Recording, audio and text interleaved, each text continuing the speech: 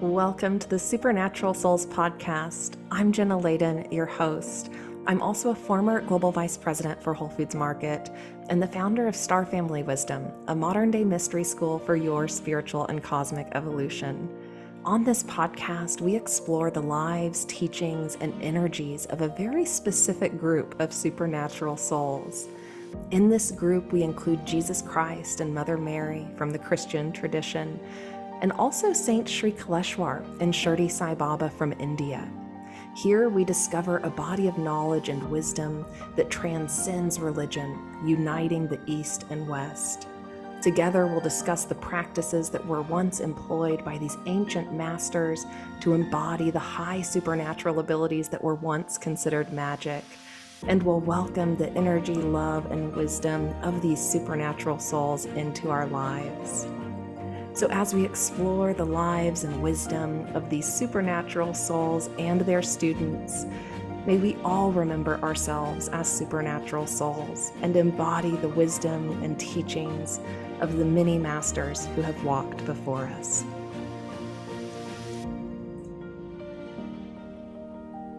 Hey everyone, welcome back to the podcast. It's so good to be with you here today.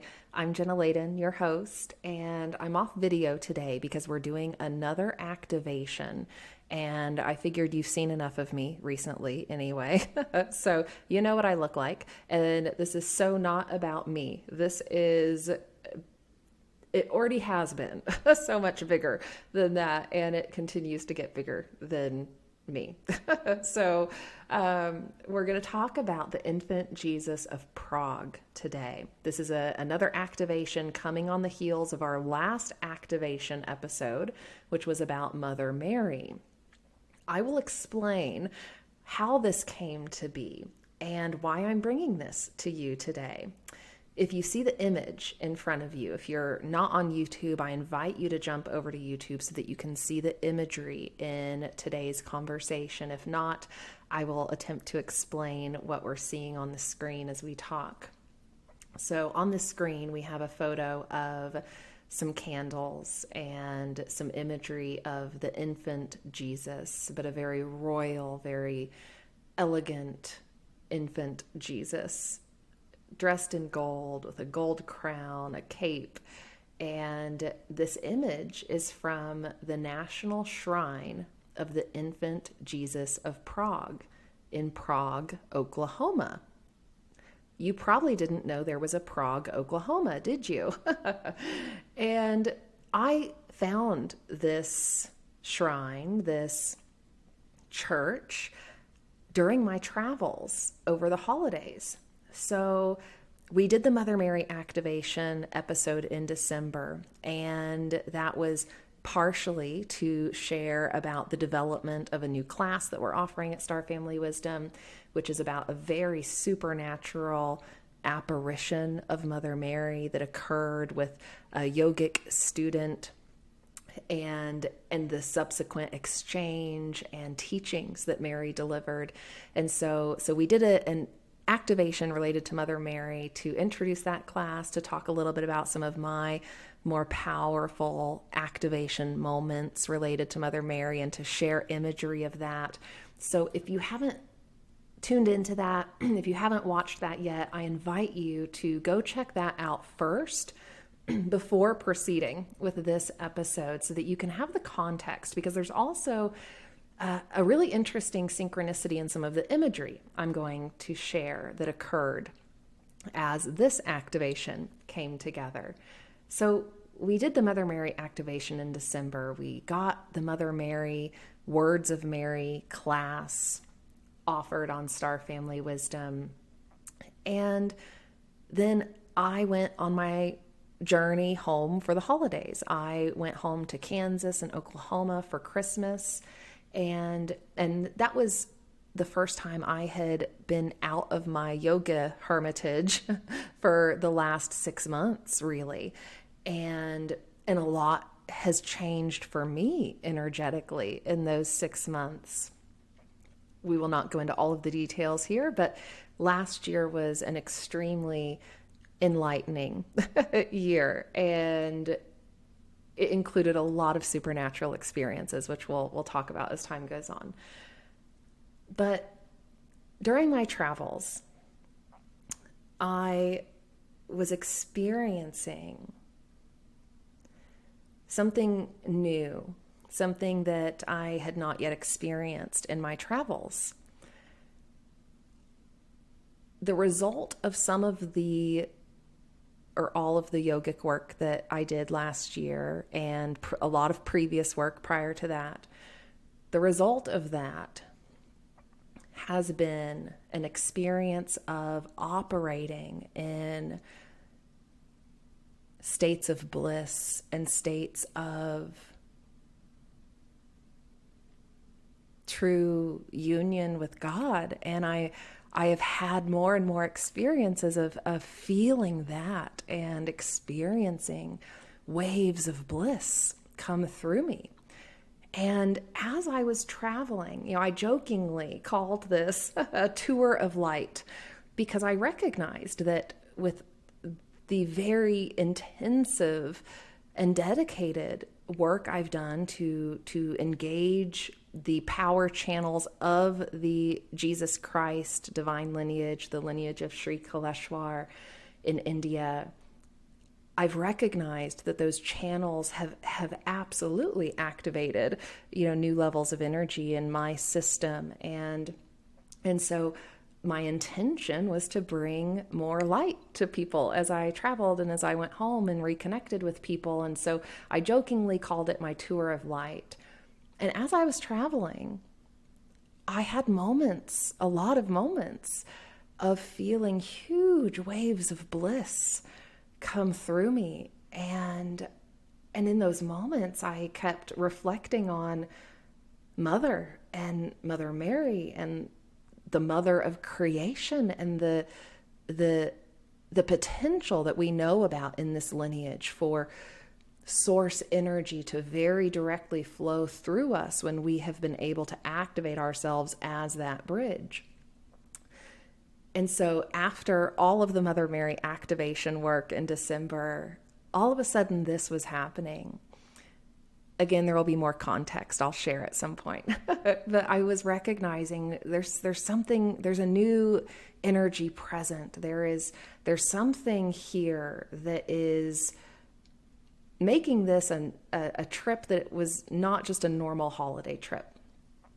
So I go home for the holidays, and I'm having the experience of holding these, states of bliss and feeling that energy like radiating from me, and doing some good works along the way, and meeting up with friends and reconnecting, and all of that was a beautiful experience. And for those who are also maybe in a place of feeling grief about family during the holidays, I just want to acknowledge that and say, I see you. Even though I had beautiful experiences, I also had grief that came up. I think that's normal, when we're on the path of evolution. So I had that too in the mix of the experience. But as I was driving through Oklahoma at the very end of the trip, I have just finished seeing everyone and having these experiences of reunion, but in a very different way, in a new way, in a way where I'm responding differently, in a way where I'm operating differently now.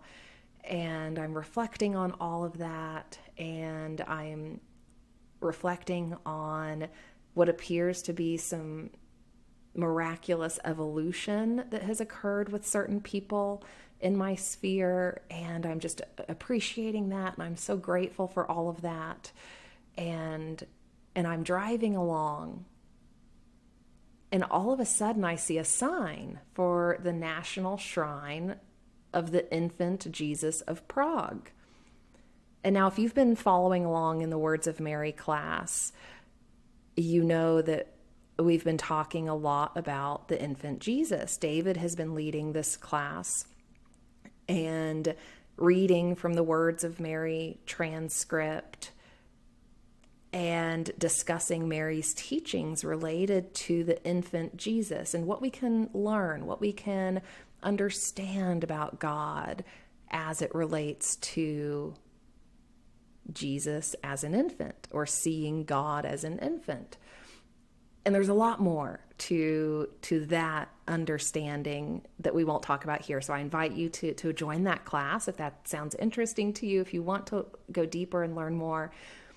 And so the focus of the class in December was around the infant Jesus. And all of a sudden I see this national shrine for the infant Jesus sign. And I think, well, I think I'm supposed to go there, clearly.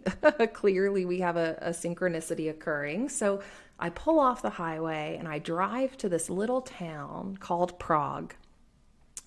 And Prague has developed this beautiful Catholic church dedicated to the infant Jesus specifically. And they have petitioned the government to help it become a national shrine. Now, the story of infant Jesus comes from Europe. And so we're going to read that and talk about that in just a moment to explain what the infant Jesus of Prague story is all about. And then I'm going to show you some photos from my visit to this national shrine, so that you can also experience this activation for yourself, because this felt to me, it still does, I'm getting chills now.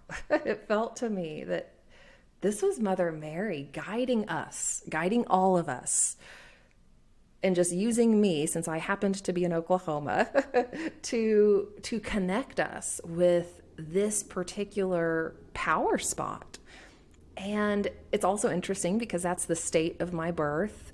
I never knew about this. I didn't know this existed. This was never within my, frame of reference back then. So it felt like this very interesting moment of guidance and synchronicity that, as we know, are clues on the path. So let's talk about the story of infant Jesus of Prague. You might be familiar with Prague, Czech Republic. There's also the Prague, Oklahoma. So that community fashioned this shrine off of this event that happened in Europe.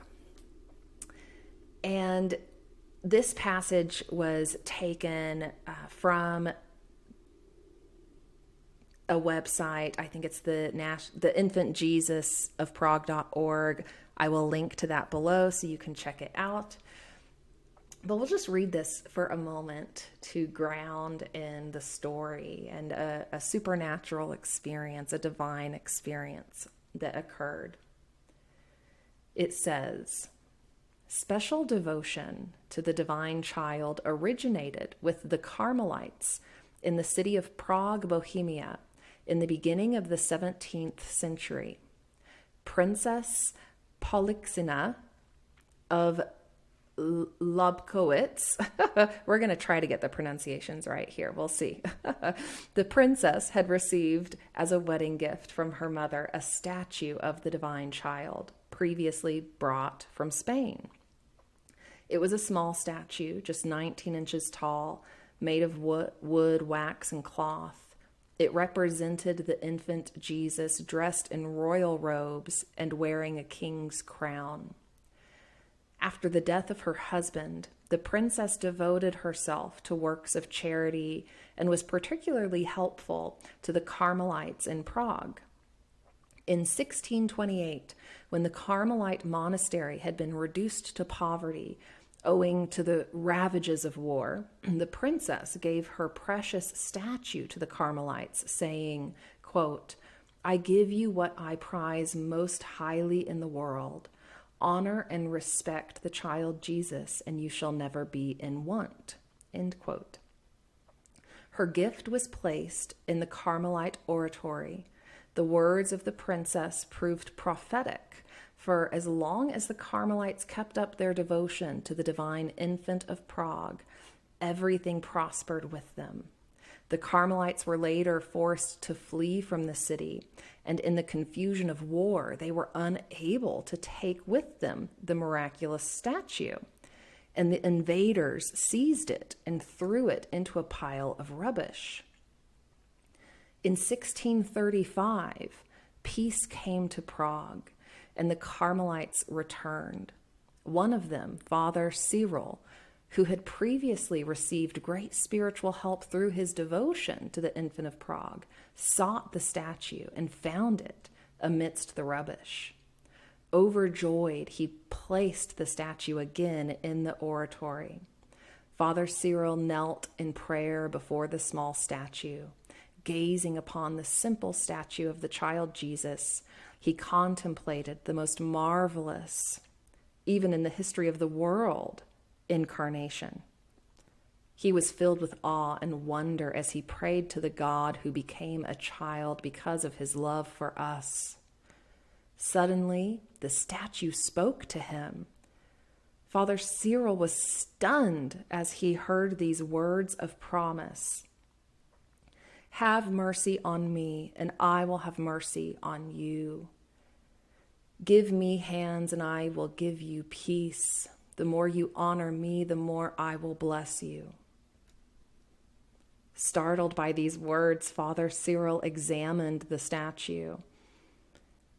And upon drawing aside the mantle covering it, he found that both hands of the statue were broken off.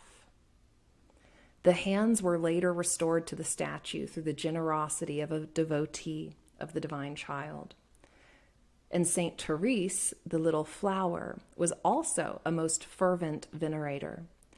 For more than 3 centuries, this promise has inspired a worldwide devotion to the miraculous Infant Jesus of Prague. And the original statue is still preserved in the Church of Saint Mary of Victory in Prague. And today, replicas and models of the small statue are honored all over the world. And the list of blessings that are attributed by devotees of the infant Jesus are endless. God has been astonishingly generous in blessing those who have been devoted to his infant Son.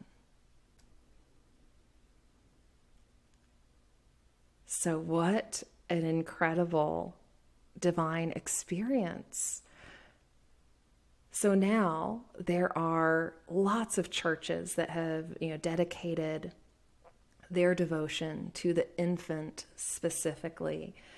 And I'm now showing on the screen some imagery of this church in Prague, Oklahoma. And you're seeing outside here some statues. A statue of Jesus standing on top of the world. A statue with Mary's prayer.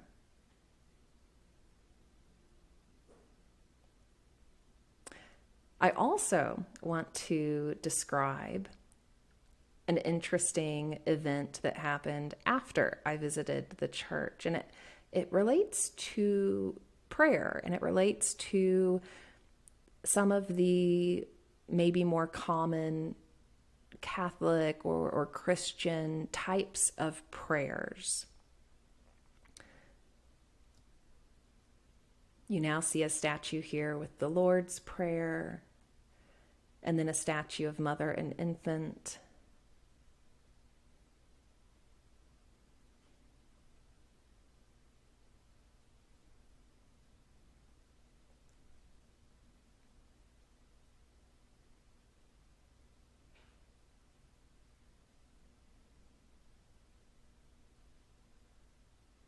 And it is fascinating to me that since Jesus' time on earth, there have been so many divine intervention, synchronistic, supernatural types of experiences that have served to bring people back to that original mystery of God as an infant, to bring people back to an understanding of embodying that childlike state of being. Mother Mary talks about that in her teachings as well, in this transcript that we learn about in the class.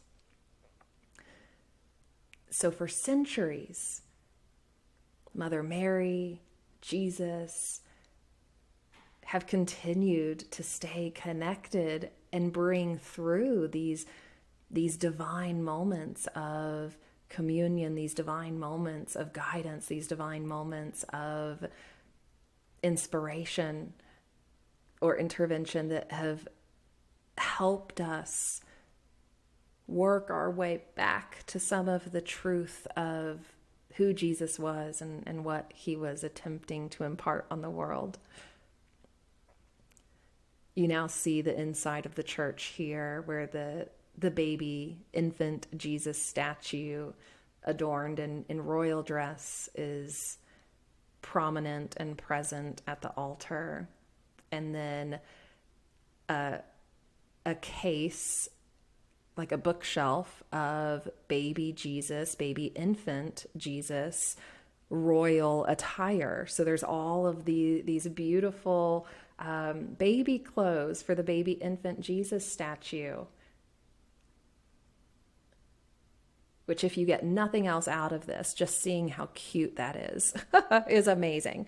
I think it's just so fun to look at. And then moving on, a photo of lit candles at the altar showing infant Jesus. And then on the left, this is a really interesting synchronicity. If you tuned into the Mother Mary activation episode and the imagery that was showed there, towards the end of that slideshow, I shared an image, which is this exact image on the left. It's a fairly common image of Mary, so we don't need to get too excited. But what's also interesting about this is right next to this image that was on the wall at this church, there's a plant on a stand, and someone had left a red rose. And you might be familiar with what ultimately guided me to the divine lineage of Sri Kaleshwar and Jesus Christ, which was a recurring dream during my childhood of a red rose, and that symbolism showing up at certain moments, at certain times, and synchronicities that formed around the red rose to bring me to the divine lineage. So for me personally, when I saw this photo on the wall and knelt by it, and I saw the red rose, I thanked Mother Mary for guiding me and bringing me here. And then the last couple of images here, a beautiful statue of Mother Mary and infant Jesus from the Filipino community. And I loved how this church had it so prominently displayed.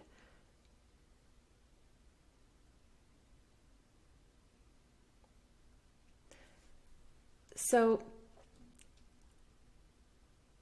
that's the end of the imagery, and that's the activation that wanted to come to you from my travels, from Mother Mary. And, I had been waiting when I got home for the right time. When should I record this? What should I say?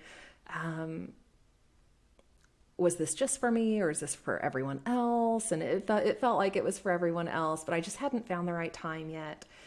And then today I'm in my flow, and all of a sudden I'm feeling this pull, this kind of guiding that's happening. And this happens from time to time when I sit at the computer. This has been happening for a while, actually.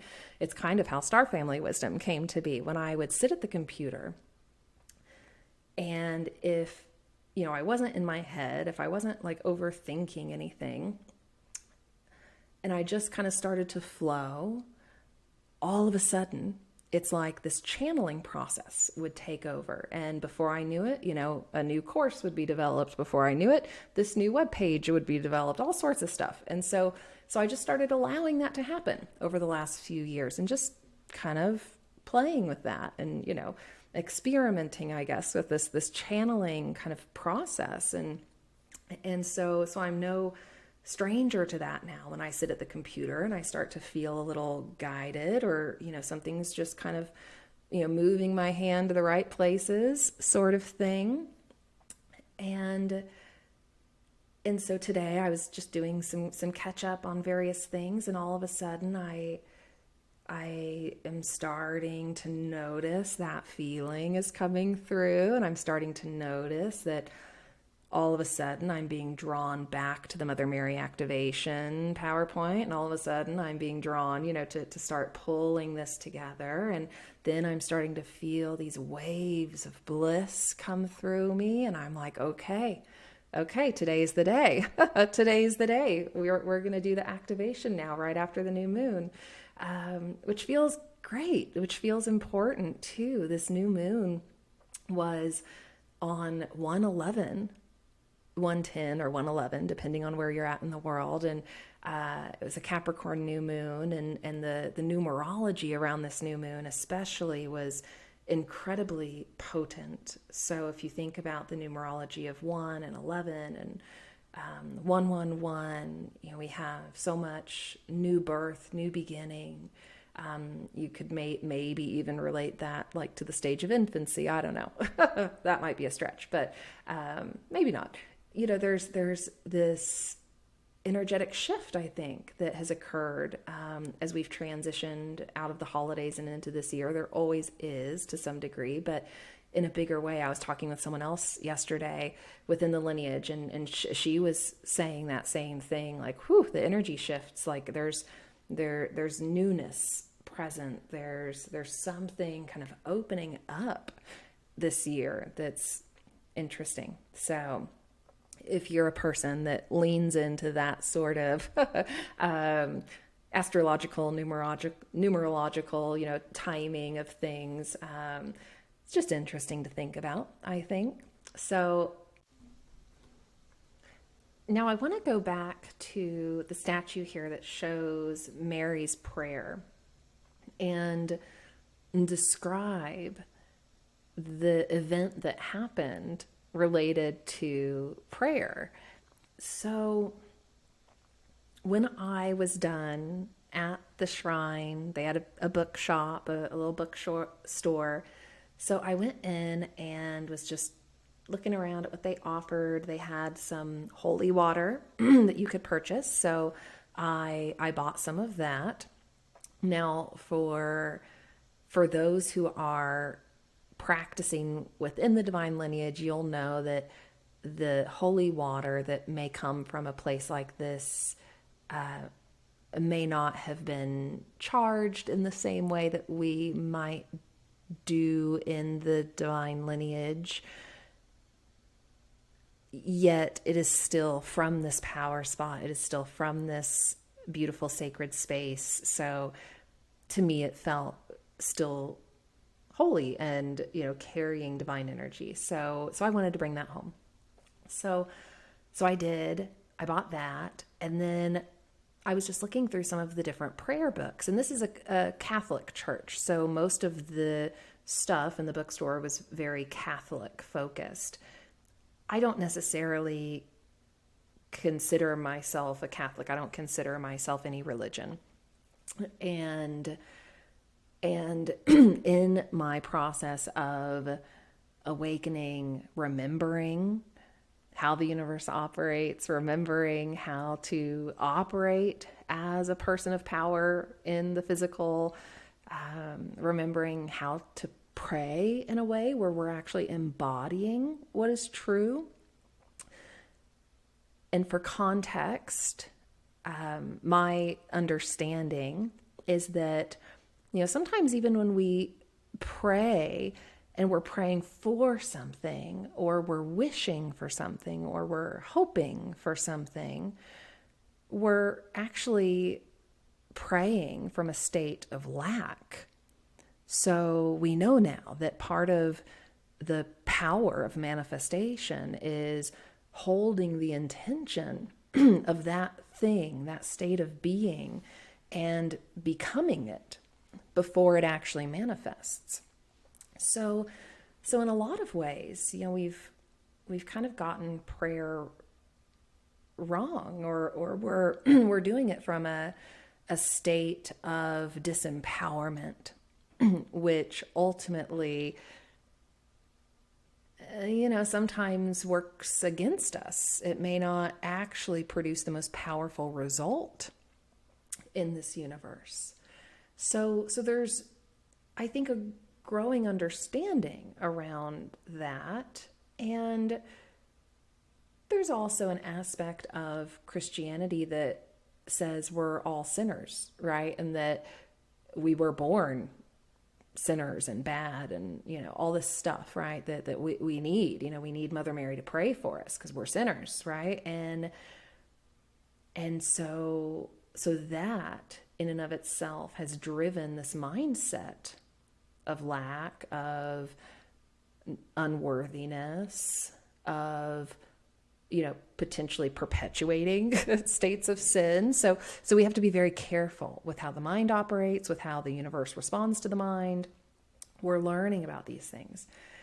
And so I've developed, a way of prayer, of holding intention, of asking for what I want, but it's just saying thank you for that. It's saying thank you for my healing. Thank you for my experience of abundance. Thank you for harmony. Thank you for my beautiful, positive evolution, right? Like, I'm not focused on being a sinner, like I'm working my way out of that place. And so we don't want to hammer, home. We don't want to hammer into our brains over and over these negative things. And so I'm looking at some of the prayer books that they have in this Catholic bookstore, and I'm picking some of them up, and I don't even really look inside of them. There's just a number of different prayer books for different things. And so I just decide to pick up a few of them. And so I buy them, and that night I'm looking through them, and I'm having this reaction of reading all of these different prayers and having a very strong feeling like, I can't pray like that. Like these none of these are helpful. Like, none of these are actually written in the right way that move me into communion with God. Like, most of them are written from a disempowering place, or some of them were written about things that the Christian church has deemed a sin that is actually not a sin. And I'm looking through these prayers, and I'm having this moment of, wow, this is interesting. I guess, maybe I can kind of pick and choose, and like piece together, some different verbiage to come up with my own prayers. And I'm just having a really interesting experience reflecting, as I'm reading through these different prayers. And so I just set them aside because I didn't find them useful, quite frankly. I was like, okay, well, I guess I'm going to maybe revisit that. And then I'm also reflecting on some of what David had been teaching, from the transcript in the class about times in which Philip, the man who had the apparitions of Mary and in this interaction, times when, he may have asked, he had done the Hail Mary prayer, but didn't quite get maybe the result he wanted. And then Mary reflected back to him, well, you just asked me to pray for you.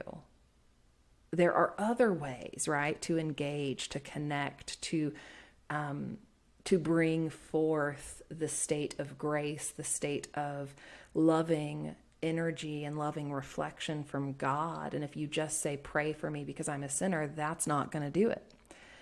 So all of a sudden, I'm reflecting on that now too. And then I pack up because I'm still heading back home, and I pack these things into my bag, and I pack the water with the prayer books. And then I get home, thinking I would still like look through them some more and see what else I might be able to glean from them. And I get home and I'm unpacking, and the holy water has spilled out of the container and completely ruined all of the prayer books. It was literally like I got a very direct sign saying, no, you do not need to use those. No, those are not the appropriate way to pray with God, as God. So I feel like I received some direct confirmation about my reaction to the prayers that I was reading. Now, I want to acknowledge that there are millions of people in the Christian religion honoring Jesus, devoted to God, connected to God, having divine experiences. That level of connection with God and devotion to the divine can happen regardless of what, prayers we've been taught. That is happening regardless of whether we've been taught we're sinners. That is happening regardless of whether we've been taught we were kicked out of the Garden of Eden, right? Like, this is more of a commentary about us evolving our understanding of how we connect with God and what maybe more powerful, potent, aligned ways might look like. And so I share that just as a commentary on something that happened and what my reaction was to connecting with some of these prayers that I hadn't really seen before. I'm familiar with the Hail Mary prayer. I'm familiar with the Lord's Prayer, but I haven't grown up in a Christian setting. So those just really weren't, top of mind to me. And I think now, as an adult reflecting on this, it might be one of the reasons I felt just a slight disconnection with the Christian church in the past. I think it's why when I, was in church from time to time with friends or, distant family members, that it didn't resonate so much with me, because I think there is an aspect of how through the whole era of patriarchy and the development of Christianity, we forgot what Jesus was actually teaching, what Mary was actually teaching about how to truly be the living embodiment of God and how to commune with God in a direct way, from a place of empowerment, from a place of evolution, from a place of transformation, from a place of love, rather than from a place of lack or less than. So I think that's why the water spilled. I think it was for me to receive that kind of confirmation that my gut instinct was correct there, and to maybe share that in this way and in a way that I hope resonates and lands effectively, because I do want to be as sensitive as possible to how we are all evolving, and I really do look around the world, and while I might comment from time to time on things like this, I see it all as beautiful. Thinking about the state of limitation that humans have been in, my goodness, humans have really done a remarkable job, actually, of doing their best to carry forth the teachings, to carry forth a connection with God, even when there was a lot stacked against us.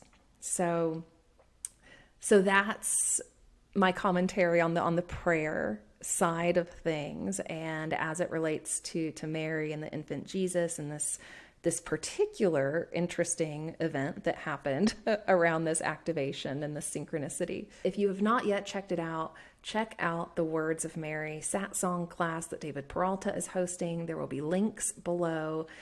Go back and check out the Mary activation from December if you have not checked that out yet. And just know that, what we're doing here is so much bigger. We are being guided in beautiful ways and being guided to remember, being guided to reconnect with aspects of divine truth that we've lost, I think, over the last few thousand years. And this is one aspect of it, the infant Jesus understanding, mystery, and then some of the miracles that have occurred around this connection with infant Jesus. So we'll wrap up for today and keep it a shorter episode. We'll be back with more in the coming weeks, and I am so grateful for you being here and being a part of this community and connecting and sharing. This is something that is growing and developing. We'll see where it goes. If you are a person who has tuned in to some of the previous interviews and you're also a student of the divine lineage or a teacher of the divine lineage, and you're interested or excited about sharing your story or sharing any experiences you have, please get in touch. You can email support@starfamilywisdom.com. You can connect with me on social media, Star Family Wisdom on Instagram or Jenna_Layden. And I would love to connect with you. This is a platform to share collectively and to bring all of the pieces of the puzzle together from those who have them. So thank you for being with us, and I'll see you next time in our next episode. Bye for now.